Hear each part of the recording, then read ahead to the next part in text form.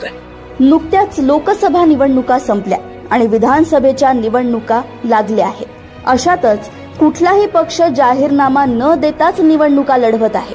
तरी देखील वडेट्टीवार यांनी आपला मात्र जाहीरनामा देशोन्नतीच्या माध्यमातून जाहीर केलाय।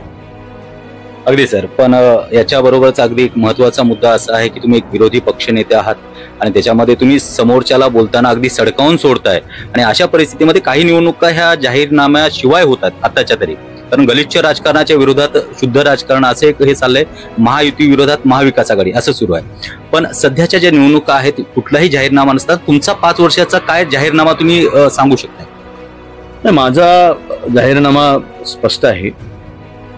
शेतीच्या बांधापर्यंत पाणी देणं मी पीडीएनच्या माध्यमातून आता देतोय। मी सांगितलं की शेतीवर आधारित उद्योग या भागात व्हावे। इन्फ्रास्ट्रक्चरच्या संदर्भात मी खूप